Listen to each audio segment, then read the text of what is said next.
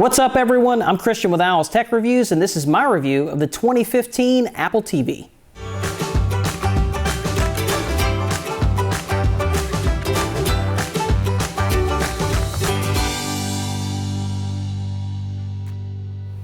So we're looking at the new Apple TV, what Apple calls the future of TV. Let's see if it lives up to the hype and more importantly, if it's worth the investment.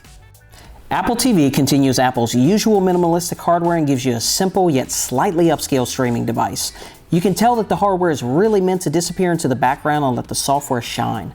Around the back you've got a power supply input, HDMI, a curious USB-C port, and Ethernet. Sadly, no optical or 3.5mm audio output.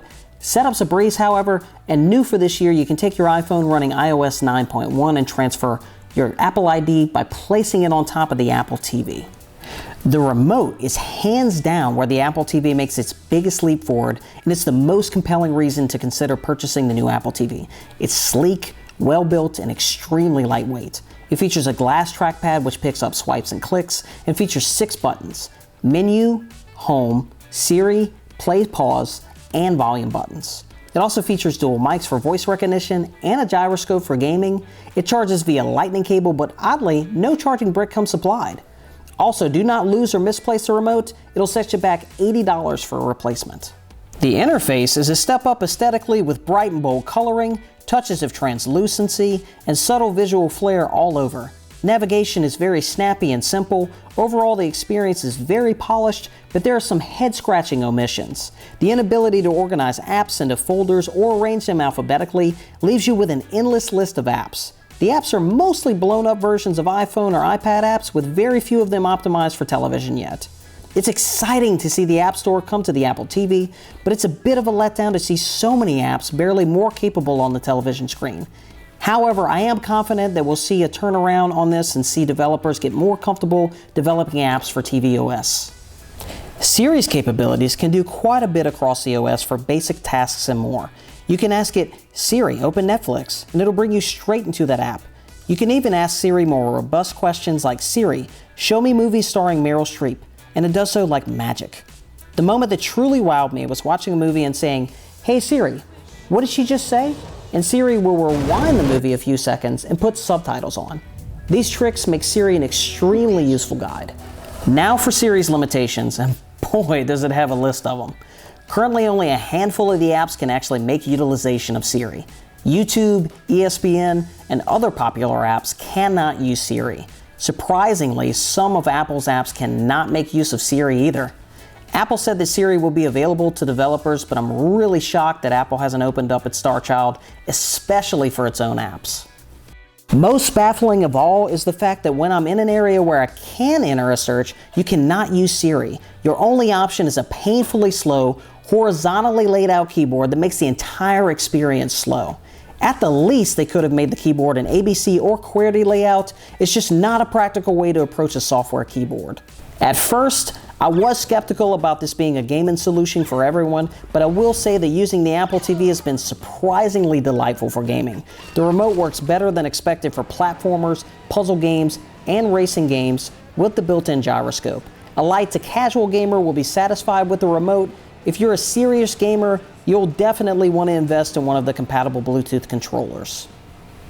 The biggest disappointment, hands down, is the lack of 4K. Apple's decision to leave out 4K support is almost laughable going into 2016.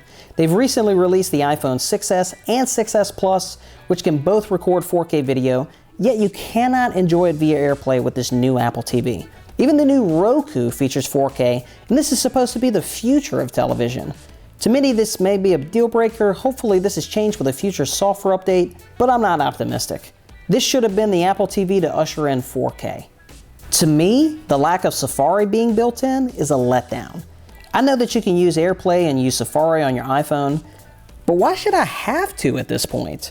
There's a ton of video content to enjoy online, and being limited to just the apps available in the App Store just seems very, well, limiting. I'm aware that some of the video content is Flash-based, which Apple does not support, but there's still a ton of video online in other supported formats.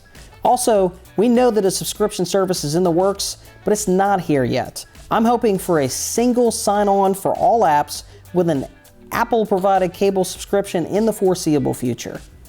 I'm definitely holding the Apple TV for 2015 to high standards because I feel like those are standards that Apple creates for itself. Don't get me wrong, there's a ton to like about the new Apple TV. It's very intuitive and simple to use. It's very quick, and Siri, where it's found, does work well. It makes for a surprisingly good casual gaming device. The remote is fantastic too. If you currently don't own an Apple TV and you feel like you have to have one now, this new Apple TV makes huge leaps forward. However, the competition is steeper than ever, and this was Apple's chance to deliver. Right now, it's the best version of the most user-friendly streaming device with voice commands that can answer a wider range of questions than the competition. But Apple should have done more to earn its self-proclaimed title of the future of television. The lack of 4K support and a few other shortcomings really hold this Apple TV back. No one should feel like they have to run out and buy this. Current owners of Apple TV should wait for one that's more future-proofed. Apple's got much work ahead of itself before it can live up to their claim. I'd advise that you wait for a future version. Well, that's my review of the 2015 Apple TV. Comment below and let me know your thoughts. If you like this video, make sure and click the like button. If you really like this video, make sure and click the subscribe button. I'm Christian with Owl's Tech Reviews, and I'll catch you next time. Thanks.